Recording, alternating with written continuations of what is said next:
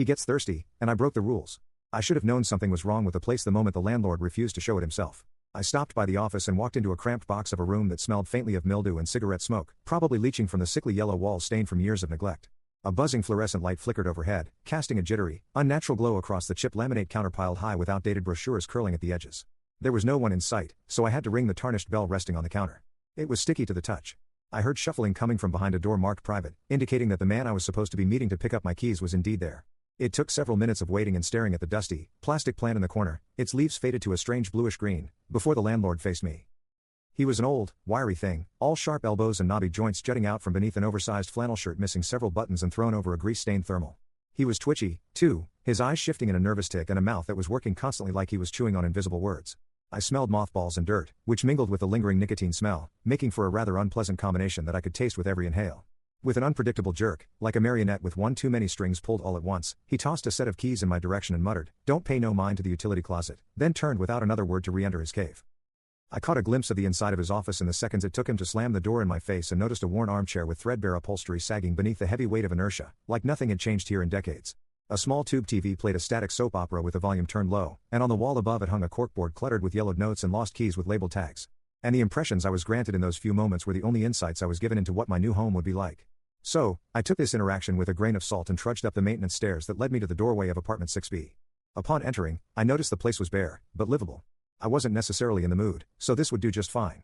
It was pared down to just the essentials, a bathroom that was barely big enough to allow me to brush my teeth, pee, and shower in separate motions, a kitchenette, with old but still functional appliances and a dented refrigerator that hummed a little too loudly, and small living space that would act as my bedroom. The walls were plain and a not quite dirty off-white, marked in places with scuffs left over from tenants past. A single overhead bulb cast a soft, yellow light that left the corners of the room dim and frankly, a little lonesome. But it was enough for me to haul in a futon, a crate that doubled as a coffee table, and a small second-hand bookshelf that honestly held more space than books, but helped me to feel less alone.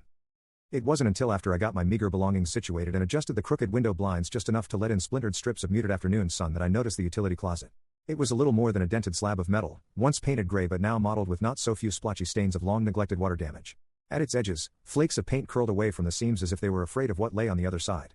And through its handle, a heavy-duty padlock smudged with faint, oily fingerprints held it bolted shut. This must be what the landlord was talking about, I said aloud to myself, stepping towards the door to inspect it. As I approached, I felt a faint draft leak from the crack beneath it, carrying with it the smell of something cool and sour. I pressed my ear to its surface, the metal and unwelcoming feeling against my cheek.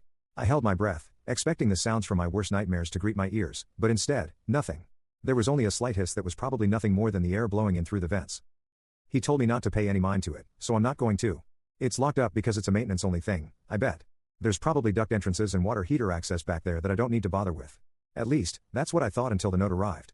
I had barely been settled into the place for a week when I got it. It was slipped under my door covertly, with no sign as to who had been its deliverer. Scrawled in a messy hand on a torn-up piece of notebook paper, the message read, "He gets thirsty. Once at dawn. Once at dusk. Blue cup only. No glass, no metal. Don't speak. Don't listen. Don't touch." And sitting, situated just so, on top of my bookshelf was a blue plastic cup.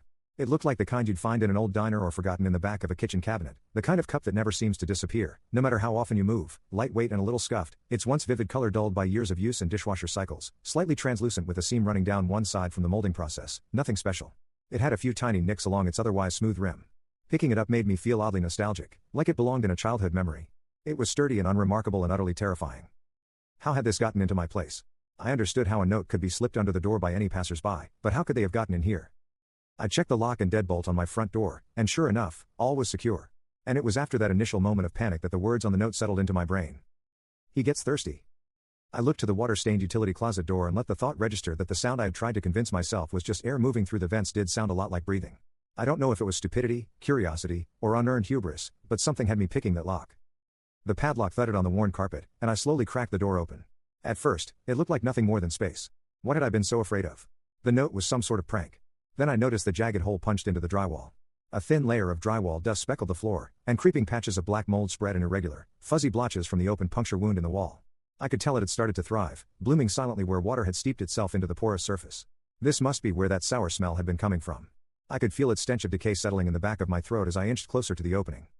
It led to a hollow crawlspace existing in the space between units, and there, kneeling in the darkness, was a man. He didn't react to anything, not the creak of the door nor the slice of light spilling into his dark hollow. He was resting, perfectly still, with his knees bent at unnatural angles and his spine arched like a question mark. His skin was stretched thin over his pointed shoulder blades, jutting from his back like wings that never grew. There was something almost fetal in his posture, vulnerable and expectant, but there was still a tight tension being held in his limbs, like a spring wound too tight waiting to release. The more I stared, the more I noticed about this thing hunched on the floor. He looked unfinished, like he had been sculpted from wax and left too close to a fire. Those thin, long limbs looked like they had been built for crawling, not walking, and every joint seemed hyperextended, like he had been folded up in this tight, dark place for years. He was hairless, no eyebrows or lashes, even, and his skin glistened, damp with sweat. I stared in awestruck horror, unable to move at first. How long has this man been hiding in the walls? Is he the one who left the cup, the note? But how? The door was padlocked from the outside, and there was no other way out of that crawl space. Did the landlord know? Is that why he told me not to mind the closet? Is that why it's locked up? I slowly backed out of the closet, not taking my eyes off of the man-thing, but he never once moved. He didn't even look at me. Should I just lock the door back up and pretend this was all a horrible nightmare? I mean, I didn't have anywhere else to go, and I couldn't afford to leave to find somewhere new even if I wanted to. And then my mind returned to the note's message. He gets thirsty. Once at dawn. Once at dusk. Blue cup only. Dusk was approaching, so I figured it wouldn't hurt to indulge my curiosity just once. Then I could figure out what to do. So, I went to the sink and filled the blue cup with water, and waited. When dusk arrived, I walked back into the closet and set the cup on the floor, not lingering any longer than I had to. In seconds, the man's gaunt, unnatural arm reached through the hole and snatched at the cup. Every tendon and vein created a map of something once human, now turned wrong as his fingers long, knobby things with nails like cracked glass moved independently, twitching and feeling for something that he could sense, but not see.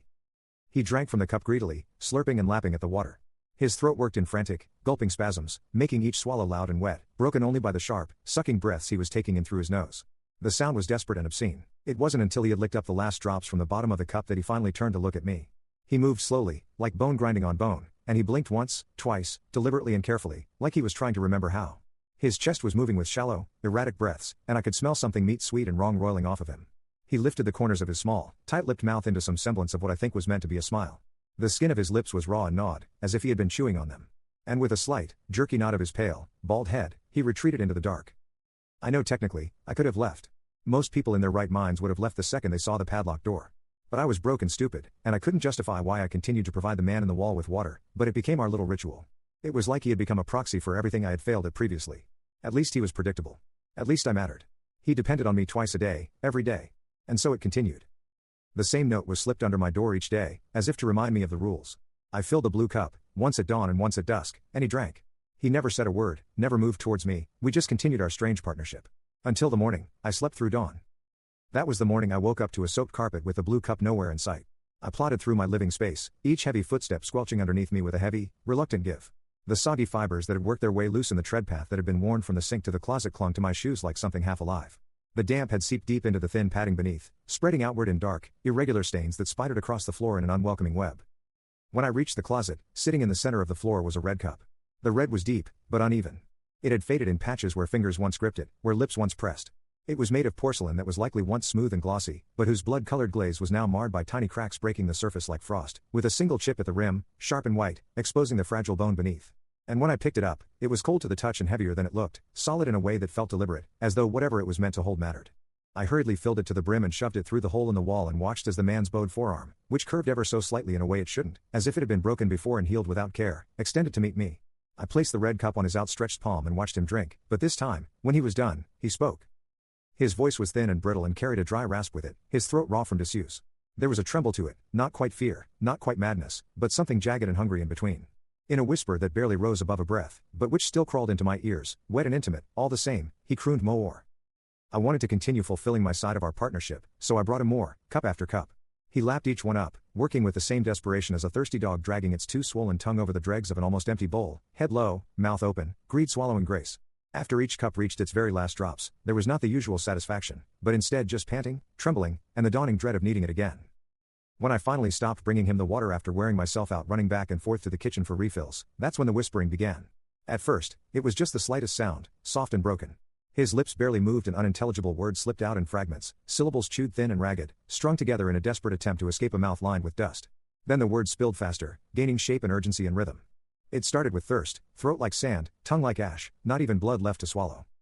He leaned closer to the wall, as if confessing to it, but his whispers grew faster and carried, curling through the air like smoke. Drank from pipes, from puddles, from rot. From things that should not hold water. A shudder ran through him. His fingers twitched. But it's never enough. Never enough. Never enough. He pressed his face closer to the wall, cracked lips nearly touching it as if he was trying to press his words into the plaster. It drinks through us now. Through skin. Through sleep. It waits in the wet. It waits in the walls. With that, his voice broke into a croak, barely audible now. So thirsty. And we let it in. And then he stopped. His wide, sunken eyes, ringed with bruised purple flesh, flickered in and out of focus. All I could hear as he stared was the sound of his dry tongue clumsily scraping over his teeth like sandpaper dragged over wood, and the drip drop of water that I couldn't find the source of. I had to get out of there. I stumbled out of my apartment and ran down the hallway to the maintenance stairs. I sprinted down them, not knowing if I should find the landlord or, I don't know, call the police or something. But as I burst forth from what I thought was the exit into the lobby, I found myself standing in the same hallway that housed my apartment. I tried going down the stairs again and again, but each time I ended up face to face with the bronze 6B nailed crooked and slightly off-center on my door. I paced up and down the hallway, knocking on every door I passed. When no one answered, I started trying doorknobs, hoping I could find any reprieve from the endless loop I had found myself in, and maybe find somewhere where I'd stop hearing that goddamn dripping. Was it getting louder? Every apartment door I tried opened, and every single one was empty, completely devoid of life. They all bore the same layout as my own, identical padlocked closet doors and all, and each one was equipped with its very own red cup placed gently, tenderly on the counter. I'm back in 6B now, and the drip has continued slow and methodical. It's almost calming, but it doesn't stop. It's gotten louder, heavier. Each drop lands with a wet slap that echoes far too much for the space I'm in. The silence between them is shrinking. I've started to anticipate the sound before it comes. Drip. Drip. Drip. He started asking for more again, timing his requests with the rhythmic, fleshy plops resonating through the room. Drip. Drip. Drip. More. More. More. I swear I can feel it behind my eyes. Drip. Drip. Drip. He gets thirsty, and I broke the rules.